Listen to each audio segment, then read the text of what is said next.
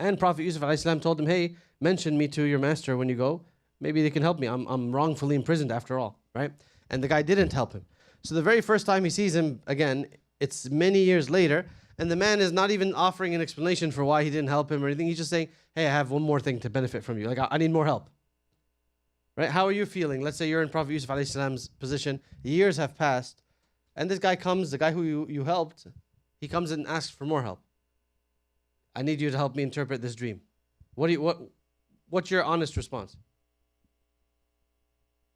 Anger. All right. What else? Yeah, get out of my face. Right? You're not going to help. How many of you would help? Genuinely, right? We're talking about being a muhsin, being a good person. Does that apply here?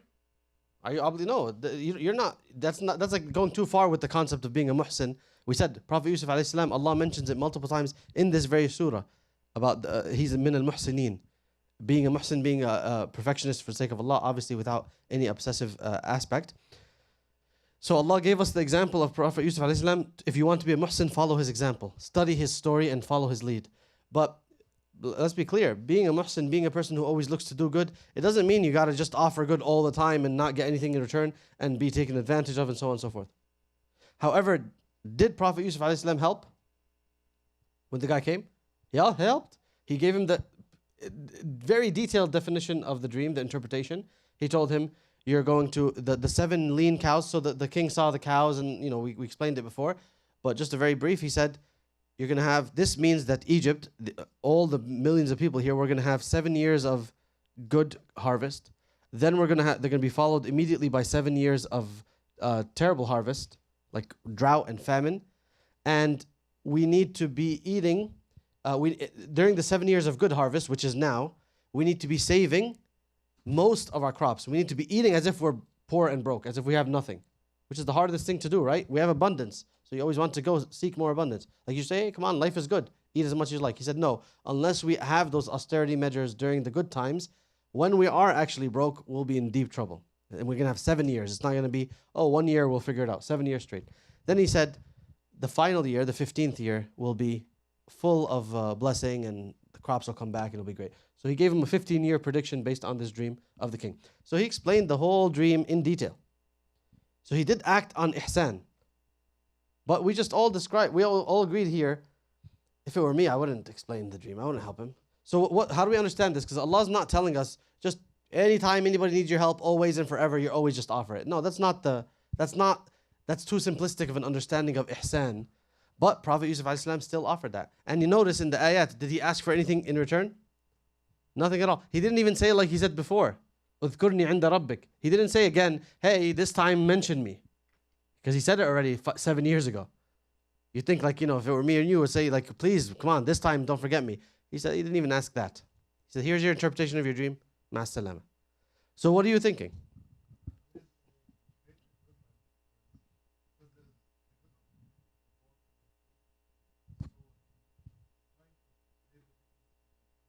So there's a greater good here. It's too urgent for him to be thinking just about his own benefit.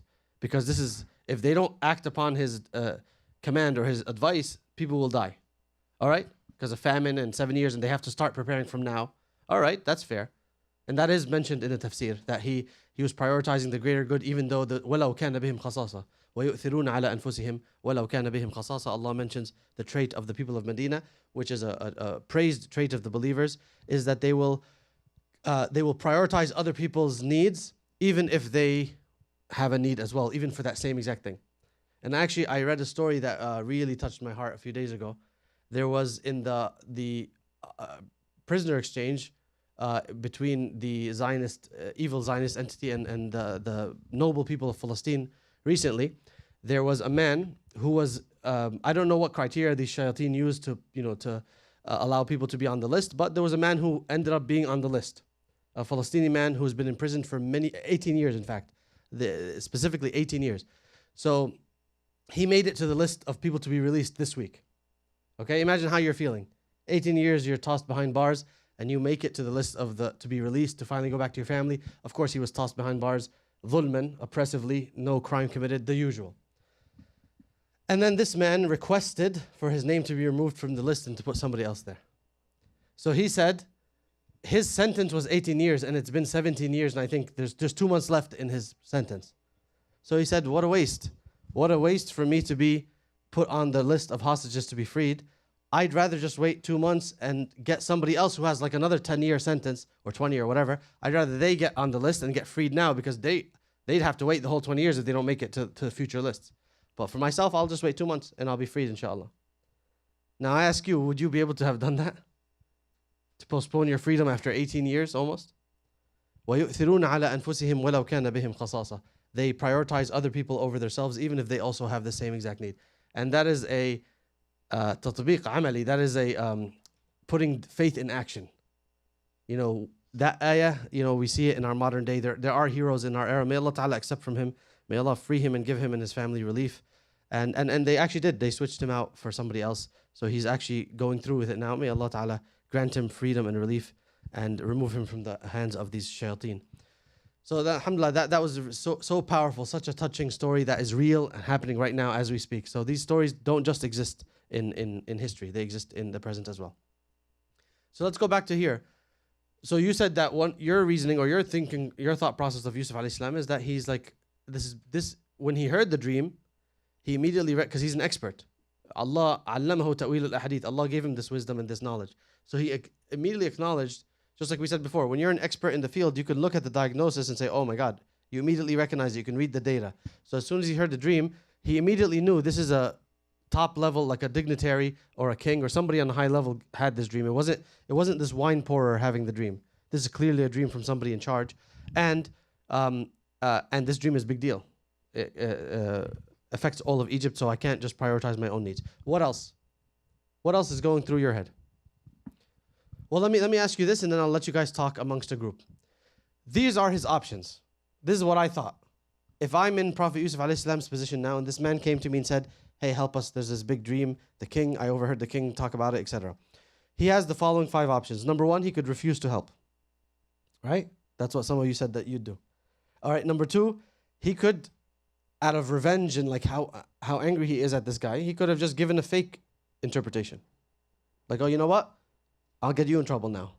You know, go back and tell him this fake dream and then you get some in trouble, right? He could have done that. That's an option. Number 3, he could have withheld he could have said, look, I know the answer and I'm sure of because remember he said, I'm going to give you the interpretation before dinner comes, before dinner is served. He was so confident. He knew for a fact what he was going to tell them. And then, so he could have said, look, I know the answer, but I'm not going to give it to go tell the king. You guys got to give me a reward first. You got to free me from prison because I was here wrong. Then I'll give you the answer. That's an option too, right? Some of you guys may have considered that option. Sure, I might try that. Use some leverage. I have value. They want something from me. So let me get something from them. It's fair is fair. It's a trade. Okay. Option number 4. He could have offered the value first. So instead of withholding it and saying, look, once you free me, I'll tell you. Or let me talk to the king and I'll tell him directly. He could have said, no, I'll give you the option, the interpretation. And then he said, he could have one more time asked, وَذْكُرْنِي عِنْدَ رَبِّكَ. Like, hey, now that I've given you this value, just mention me one more time. Mention me to the king. You didn't do it the first time. It's been 7 years. Mention me this time, please. Right? He could have requested something. Basically, offered the value and requested something in exchange. That's option number 4. And option number 5 is what he ended up choosing, which is offer the interpretation and ask for nothing whatsoever. Isn't that what Prophet Yusuf alayhi salam chose? He offered the full detailed interpretation, did not leave anything out, and said, thank you, Masalama. I'm asking 0 from you. So the 5 options he has, you listening? Because I'm going to make you guys go into groups now. Number 1, he could have refused to help at all. Number 2, he could have given a fake, something petty, revenge-minded, a fake interpretation to get this guy in trouble or whatever, just refusal to help. Number 3, he could have withheld the interpretation and said, I'll tell you, I know the answer, I'll tell you when you guys help me out. Or number 4, he could have given the answer, but said, hey, and then asked for something in exchange. Can you guys free me in that case? Now that I've helped you, can you free me? And then number 5, he could have, which he did do, just offer the interpretation, offer what they're requesting and ask for a 0, and that's it. That's the end of this conversation. All right, so he chose option number 5. So I want you guys to get into groups of 4. Let's talk for 2-3 minutes, and I want you to discuss these options. What would you have done? And which is, what are the wisdoms, what should be done here? What's a good option to take? All right, go ahead. Get into groups of 4. If you don't know each other, introduce your names first, and then have this conversation. Bismillah.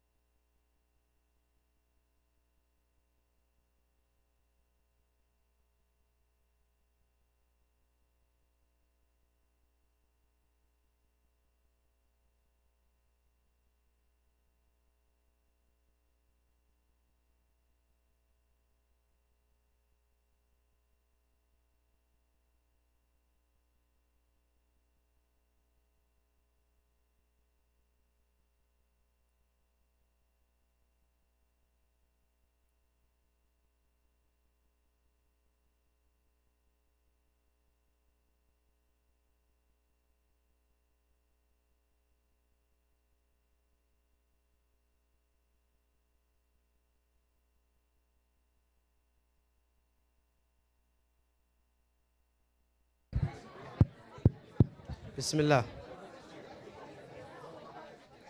All right, Bismillah. So let me hear a voice, some thoughts.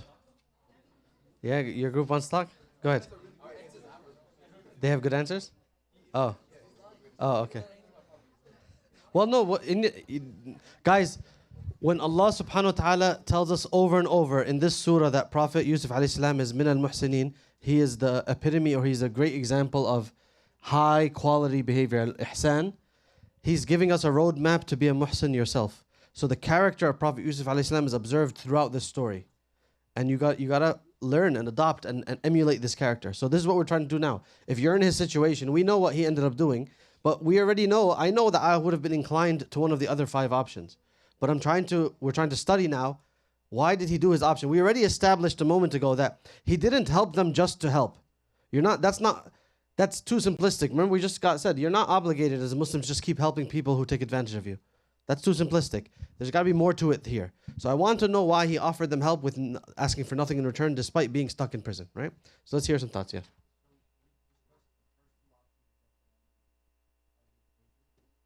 So the refusing to help was out of the equation. Number 2 was giving a fake interpretation. You guys said, no, we eliminate those 2. But why? It's not a behavior of a prophet. No, I'm saying, so yes, a prophet is high behavior. What about yourself? If I'm in that situation, many of us already said, honestly, I would refuse to help. That's what we started with. I know you're starting to reconsider now, but when I first asked this question, most of you said, I would have refused to help. But you guys said, no, that's a silly option. So you guys rejected that option. So let me stop here and just say, why is that a bad option? The first one, refusing to help. Yes.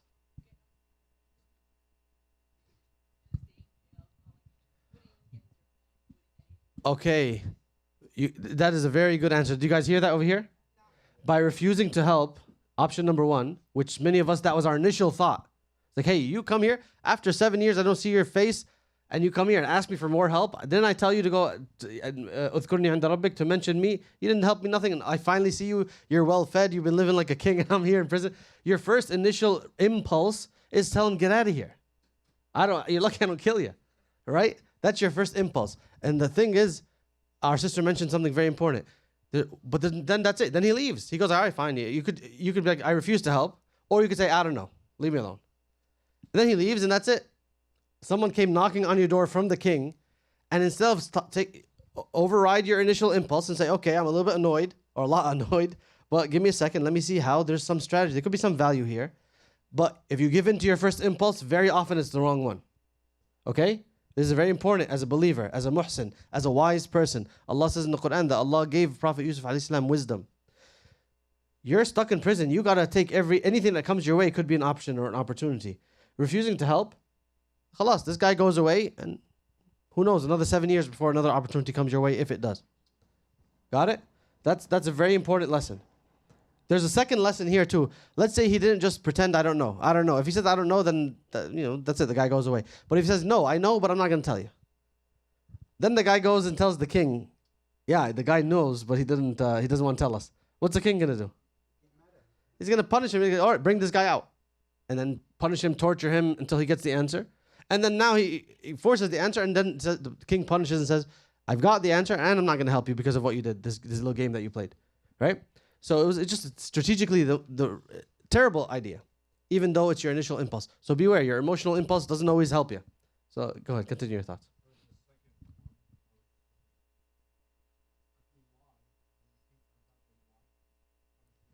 Exactly, yes. The second one is it's petty, it's also impulsive for no reason. Okay.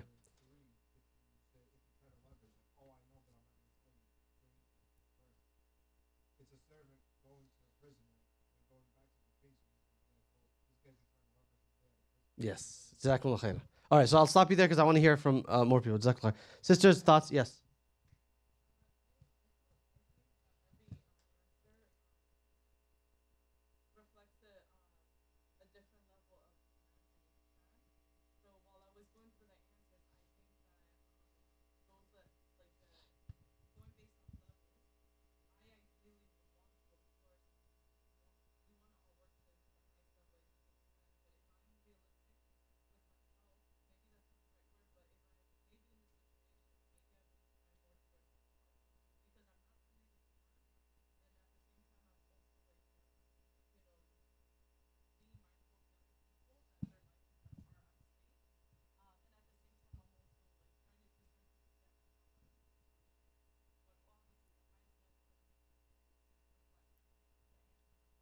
Of course, yes. Jazakum khair. The highest level of ihsan is what Prophet Yusuf alayhi salam ultimately did. Obviously, Allah gave us, He told us He's an example of wisdom and an example of ihsan. But now we're trying to decipher why, because there was strategy in what he did. So our sister said, I would also consider option number 4, and I might have done that one, which is to offer the value, but to ask for a reward, or ask them, mention me this time. Tell them that you got it from me. So maybe, and then tell them, I'm wrongfully imprisoned. Maybe this opens the door for me, right? Okay. Any other thoughts? Yes.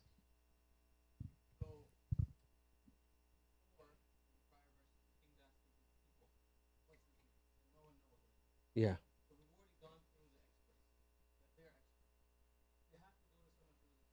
Yeah.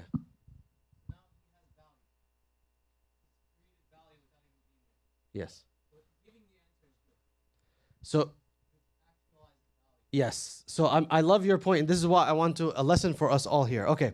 So we've already established, excuse me, that offering the help with asking for nothing, not even presenting a request, is the best option. And here's why. It's the most strategic. Number one, we said yes, al-ihsan, helping others, but that's you're not always obligated to help others, especially when you're in deep need, right? Unless there's to avoid being taken advantage of. In this case, this was actually the best option.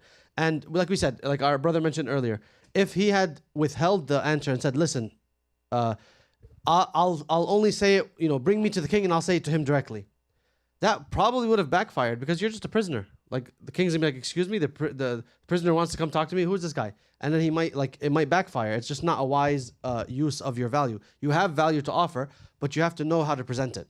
It was a bad presentation. It was not a wise chess move in that regard. So the fourth option, which our sister said, is, I would consider that too, which is offer them the value and say, hey, please mention me or try to free me. The problem with that one is that as a prisoner, you're already in a position of need. And the king is already expecting, oh, what are they going to ask? Like, that's when you're higher up, when you're wealthy, when you're of high status or high leadership, people are always requesting your time. People are always requesting your expertise, requesting your help, and they always want something in return. So the logic when you deal, and this is for us in life, when you deal with somebody who's of high status, high this, high that, and this is what the scholars of the past, before they became scholars, this is how they operated. And Ammar al-Shukri, Hafidhahullah, he always mentions this, is that you be in the service of your scholar. So that he gives the example of the scholars before they became scholars. They go and be the apprentice or the servant of the sheikh, because they really, really see high value in this scholar. I want to learn from him as much as possible, but I can't just keep following him around asking questions and just asking, give me, give me, give me, give me. How do I make sure I get a personal relationship with him? How do I make sure I get ilm for the sake of Allah? But I also want to get close to this person who's providing me quite a bit of value. Offer value.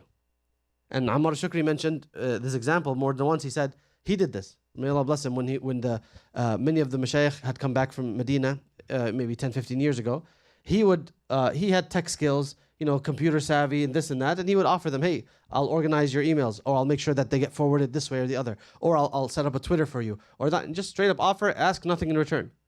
But the very fact that he's in the service of the sheikh and in a personal relationship with him, and can attend all his lectures and benefit from him a lot, benefited him in quite a huge way. And that is how the scholars of the past, by the way, operated. So this applies, by the way, not just in ilm and sheikhs. This applies in many dunya metrics as well. Business and leadership and high value individuals, whatever. Now I know some people might think, I don't want to be sleazy with that. I don't want to be always looking for some benefit. We're not saying to be sleazy. We're not saying to hide your intentions. There's no hiding of the intentions. Say, hey, listen, I'm not here to just ask you. I knock on your door, and I'm not here to just ask you to benefit me. I'm here to provide a service. And yeah, there's certainly benefit in it for me. I'm going to be an apprentice of somebody who's extremely high value in my field. There's nothing sleazy whatsoever. Your intentions are clear. You're not hiding anything, but there's a mutual benefit. So this is a way, you have to keep that in mind. Especially when you're dealing with people who are constantly requested, you have to strategize sometimes and say, no, I'm not going to put in a request, because then I just get put into the pile with everybody else, and I don't want to be presented that way. Even though I certainly have a request, or I certainly want to benefit from this high value individual, I'm going to present it a different way with no trickery involved. But I want them to see the value that I have to offer, and then I'll get 10 times more value. Very important. You understand this? I saw a hand, yes.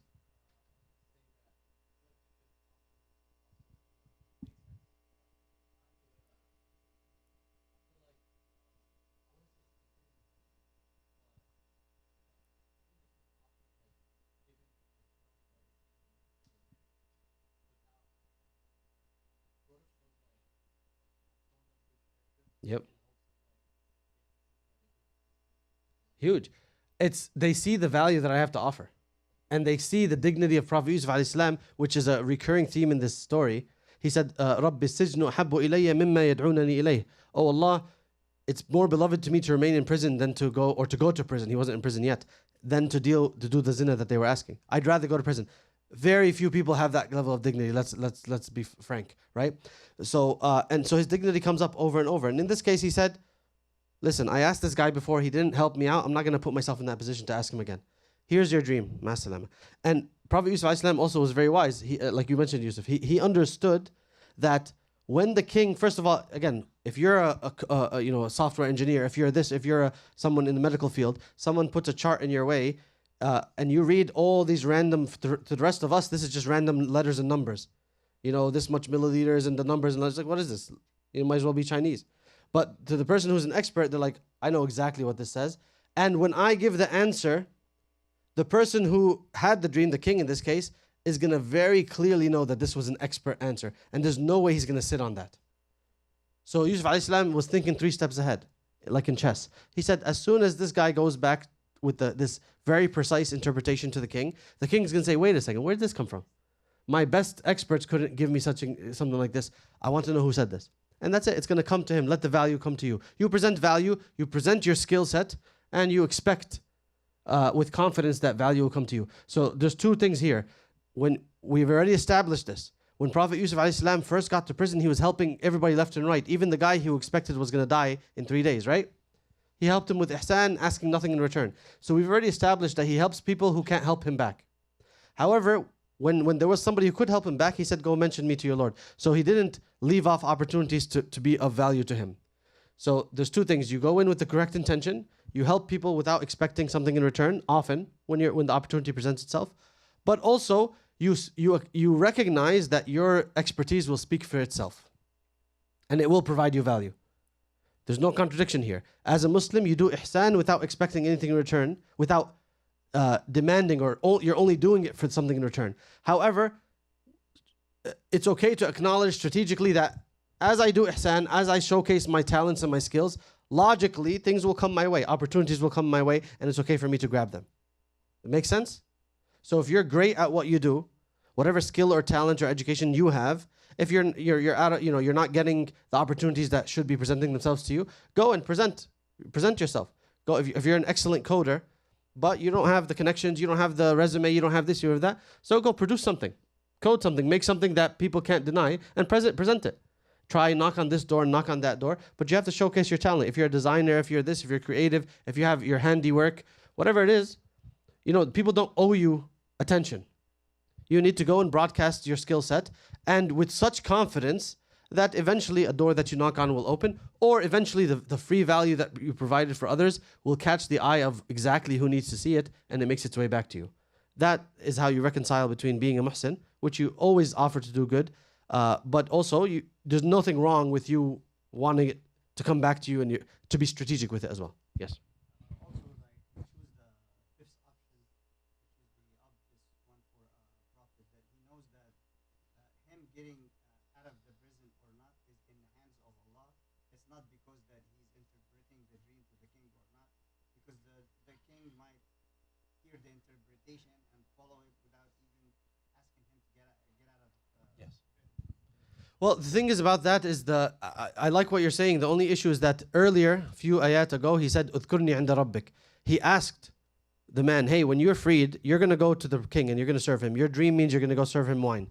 When you're there, mention me. Tell him there's a young man who's wrongfully imprisoned. So he did not have any problem with seeking help. So it's not against tawakkul to seek help. But when that strategy failed, and Yusuf alayhi salam was a highly dignified man, he was not going to ask the guy a second favor. This guy didn't help me the first time. I'm going to put myself in a weaker position with him again? No, khalas. Tawakkaltu ala Rabbi. Also, he knew that his expertise would speak for itself. He knew that when the king hears this, there's no way he's going to sit on it quiet. He's going to say, bring me this young man. So this it happened. He was so confident in his skill set that it actually paid off. And like you said, when you do ihsan, you have the tawakkul and the patience. You say, look, if it doesn't work out, I try another thing, and then another thing, and another thing. Right? You think for those 7 years he wasn't helping everybody who he could? You think he hasn't been trying other strategies as well? He did. Allah decided that it would take this long for it to play out, right? And he would be needed at the most opportune moment for all of Egypt. Yes, brother. Separate from being the Muhsin to someone who didn't pass on his request to the king, he now knows that there's going to be 7 years of bad harvest when he needs to prepare, otherwise millions of living Egypt will die. Yes. So there's also that duty of being a Muhsin. Yep. To save the millions of people if they're prepared for the fast. Jazakallah khair. So similar to what our brother mentioned earlier, which is he prioritized the needs. He said, this is urgent, I have to give him this answer because they have to get started ASAP, right? So this is just some interesting perspective about how to be a muhsin. It's okay to look out for your own interests. In fact, you should. There will be times when you need to present your skills and your talents and expect nothing in return, but know that it's Allah's, the way that Allah made this dunya work, that the more you have ihsan, the more people gravitate towards you, as we said a couple of weeks ago. It's just how life works. Now, if you're not willing to give it a try, it's because you don't have it in you to be a muhsin. We talked about that. When you are a person who every time you're given a task, your mind goes immediately to how can I do the bare minimum of this task and still say that I did it? Right? Your parents tell you go sweep outside. Your brain is saying, what is the bare minimum amount of steps I have to take to do the bare minimum so I could say to my parents, well, I swept. That you got nothing on me, right?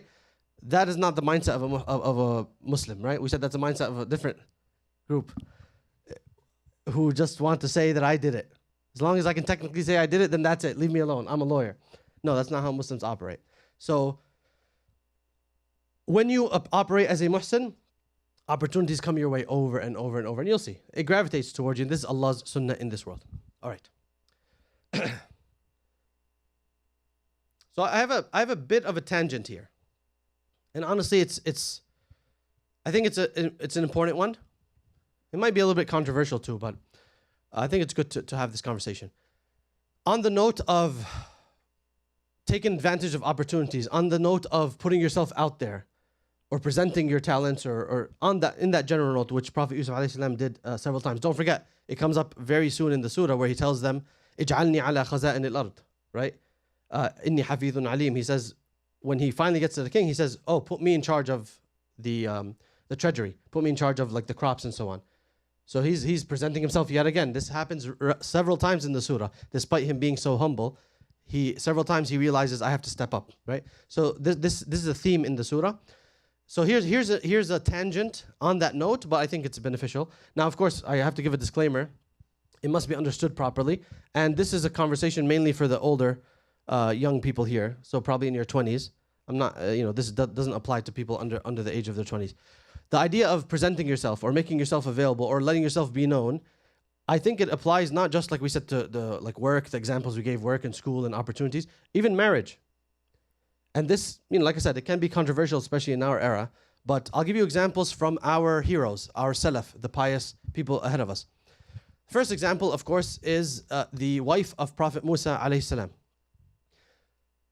We talked about the story a couple of, a year or two ago, but very brief summary is that Prophet Musa alayhi salam was a refugee, ran away from Egypt. They wanted to kill him. Shows up in a new land. He has nothing, literally just the clothes on his back. And he sees two women unable to get water for their sheep because they're being crowded by men who are not polite and they're not being of noble character. And he, being homeless and having nothing, he decided, I have to help these women. They're just standing there. They're being oppressed. They're being wronged. So he went, and he was a very strong man, Prophet Musa alayhi salam. He went and he got water for their sheep and made sure that all their sheep drank. And then they got home. And by the time they got home, their father was an elderly man, so he couldn't do this task. In that culture, it was the man's duty to go and get water for the sheep and so on. But their father was elderly, and they had no other men in their family, so they had to step up to the plate and take it, and it was hard for them. So they got home early that day, quite earlier than they usually do, and their father asked them what happened, and they said, "Oh, there was a man who did it on our behalf." So one of the daughters, and Allah mentions this in the Quran, she said to her father, "Ya abati istajir, inna khayra man istajart al-qawiy al-amin." She said, "Oh, my father, hire this man, because the best type of person to hire is somebody who is strong, capable, and trustworthy, a person of integrity." So the scholars mention in this ayah when the father ended up hiring Prophet Musa alayhi salam, and he married him to his daughter, to that same daughter who had praised him earlier. And there's a whole lot more to that story. However, my point with the story is that she was living in an area where it was very slim picking. It was not a lot of good men present. And she saw an opportunity. A man came from nowhere. Now, he didn't have the traditional criteria. He didn't have the finances and the house and the whatever, right? But she saw hafidun, she saw that he was qawiyun amin. He was a man of strength and capability and integrity. And she said, oh, my father, hire this man, let him come to our farm. So we, keep a closer eye on this guy. She took an opportunity presented itself, and she took advantage of it, which is non-traditional typically, right? The woman is not the one who will present, make herself available for an opportunity, but she didn't want the opportunity to slip her by. So this was something that Allah presented in the Quran. A second example is the story of our mother Khadija radiallahu anha. Famously, she was the one who made it known to Prophet Muhammad sallallahu alaihi wasallam that she was available for marriage, right? And she didn't do it directly. She used one of her servants to let him know, and then he officially and formally requested her hand. But she was the one who initiated the contact and made it known to him that she was interested in marriage with him. Now, this is not the standard, obviously. However, nobody can ever deny something that our mother Khadija radiallahu anha did. She saw a opportunity and she didn't want to let it slip by, right? And the third example is the story of Umar radiallahu anhu, when his daughter Hafsa radiallahu anha, it was the 3rd year after Hijrah to Medina, her husband, who was a good Sahabi, passed away. And after the iddah, after the waiting period, Umar radiallahu anhu himself went to Uthman ibn Affan radiallahu anhu, and he told him, I offer you my daughter's hand in marriage. And Uthman respectfully declined, which hurt Umar radiallahu anhu, and he was not, he was taken aback by that. But he said, okay, alhamdulillah. And then he went to Abu Bakr radiallahu anhu, and he offered him his daughter's hand in marriage. And Abu Bakr also declined. He didn't give him an answer. And that actually hurt Umar radiallahu anhu even more. He felt like, this was shocking to him. He thought it was a sure thing to go to his closest friends in that way. So in fact, he was so hurt by this that he went to the Prophet Muhammad sallallahu alaihi wasallam to complain. Like their behavior was completely off-putting, and it was just not what he expected whatsoever. They're allowed to decline, obviously, but it just was completely out of the ordinary, not what he expected whatsoever. So, he was hurt, and he complained to his close friend, the Prophet Muhammad sallallahu alaihi wasallam. So when he went to the Prophet Muhammad sallallahu alaihi wasallam, he received the shock of his life, because he complained. He said, I went to Uthman, offered him Hafsa's hand in marriage, and he declined. I went to Abu Bakr. He didn't even give me the dignity of a straight response. So he was very offended by that. And then, what do you think the Prophet Muhammad sallallahu alaihi wasallam replied with? He told him he requested Hafsa's hand in marriage himself, and gave Umar radiallahu anhu one of the happiest moments of his life. And he obviously informed Hafsa, and it was the happiest moment of her life as well. And the Prophet sallallahu alaihi wasallam married Hafsa bint Umar, and she became a noble mother of the believers. So then Uthman and Abu Bakr came to Umar and said, we know that we hurt you with what we did, but we had heard the Prophet ﷺ mention that he was interested in marrying Hafsa, and you put us in a very tough spot, because number one, we heard him say it ﷺ, but when you came to us to offer her in marriage, it's very obvious that he hasn't talked to you yet. So we're not going to spill the secret ourselves. If he hasn't said it yet, we're going to wait until he says it. So we had to stay quiet on that note. And obviously we couldn't accept on our behalf, because we knew that he wanted to marry her sallallahu alaihi wasallam. So we got put in a tough spot. So we did not intend to hurt you in that way, but it just happened to happen. So of course he forgave them, and he was overjoyed anyway that Allah granted her the best husband ever. So that's a third example of something that in our era would be completely non-conventional. A father looking for a husband for his daughter, right? It's usually the other way around. But then we end up in a problem in our era.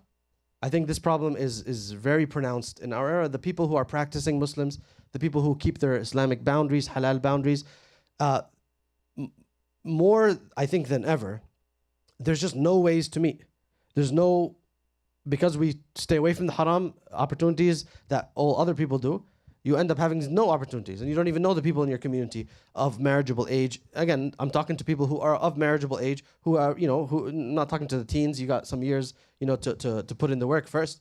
But those who are of marriageable age, it's a problem. It's a epidemic in our era, and we have to start fixing that. So honestly, this goes back. I said it's a bit of a tangent, but it goes back to the concept of it's okay to make yourself known. It's okay to make your skills or your presence or your talents or so on known, obviously in a halal way. But there's nothing that does not contradict sincerity. that does not contradict good behaviors and good manners. Nobody can accuse Khadija radiallahu anha of having ill manners, or the wife of Prophet Musa alayhi salam, or so on and so forth. So obviously it must be done with tact and it must be done with wisdom, but it's about time that we understood that it does not contradict sincerity, it does not contradict good manners, and so on and so forth. Obviously, I'll put one last caveat. You should not be the person who only ever does good things because you want to be known or seen. That's terrible. That is insincere, and that does not bring any barakah. However, making yourself present in the place gatherings of good people, making yourself known to the good people, taking the opportunity to make your interests known if you have somebody particularly that you're interested in. If you do it in a halal way, I think that it's about time that we understand that this is something that Allah has permitted. Wallahu alam, of course. So I will say one more thing. I want to continue the ayat, but khalas, our time is up and I want to respect your time. We'll have some questions, but I'll say one last thing about when Prophet Yusuf alayhi salam said, you'll have 7 years of abundance. And he said, during these 7 years, we must save إِلَّا قَلِيلًا مِمَّا تَأْكُلُونَ. We must, he said, تَزْرَعُونَ سَبَعَ سِنِينَ دَأَبًا. So he said, you're going to work really hard for 7 years with abundance, like our crops will grow. So number one, we're working hard. Number two, we're actually getting results in abundance. But he said, in those 7 years, we need to store most of the food. إِلَّا قَلِيلًا مِمَّا تَأْكُلُونَ. Most of the food we have to store it away despite having abundance. We have to eat a little bit. Then will come 7 years of hardship with drought, which we will eat everything we've stored. We're actually going to go use up all of our stores in the next 7 years.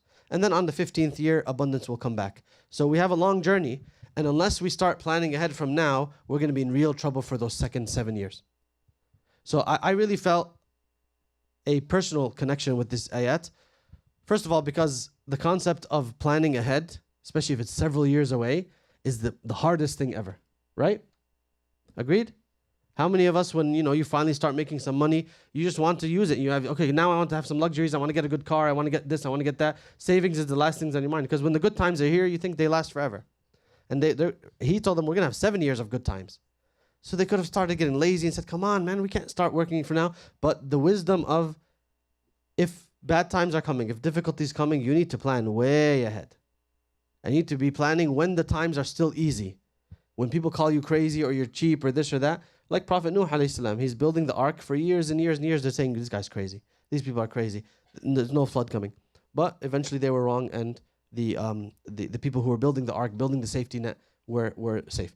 I believe, this is a personal opinion, it's what I've observed about the world today. I believe we are in those 7 years of abundance in our era today. And I believe the 7 years of hard, the number is obviously not exact. I believe the 7 years of hardship are on the way. Wallahu a'lam. I think the abundance that we experience in our life today, you go to the water fountain, you turn it on, you could leave that thing on for an hour. It doesn't stop, right? Water, just unlimited cold or hot water, fresh water. I think that is not something that our parents, one generation ago, they didn't have that growing up. So there were, what you know today, unlimited electricity, unlimited heat, unlimited air condition, fruits of all seasons at all times. You could go get watermelon now at the store. It's not the season for watermelon. It's winter. Right? You can get a tropical fruit. You can get mangoes. Mangoes don't grow in New York. Mangoes don't grow in below zero weather. But we live in a very easy time. Everything's available at all times, comfort and luxury. I don't believe that this is going to last. Wallahu alam.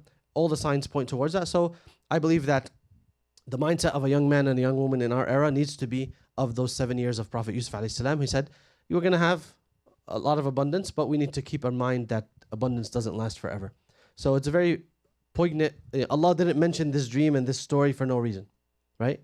There's wisdom to be extracted from it. Allahu alam, to whatever extent we can apply it to our lives. But whenever you have abundance, and Ibn Rajab mentioned it, which Sheikh Shinawi mentioned in this book, whenever you have abundance, you need to reflect on the fact that it doesn't last forever. And whenever you have difficulties, like 7 years of hardship, you have to reflect on the fact that it also does not last forever. So everyone in everybody's life, they will experience both. So if you've only had comforts and ease and luxuries, then understand that there will come a time in your lifetime that the opposite will be there, and the more prepared you are, the better suited you will be, as Prophet Yusuf alayhi salam said. If you are wise during the time of abundance, you will be safe during the time of hardship. And if you are not, then you will be completely ruined. And you guys know that famous story, the fable of the the ant and the grasshopper. If people are familiar with that story, it's the same concept. So reflect on that and see if you see any parallels in the world that we see today. With that said, inshallah, we'll have to continue next time with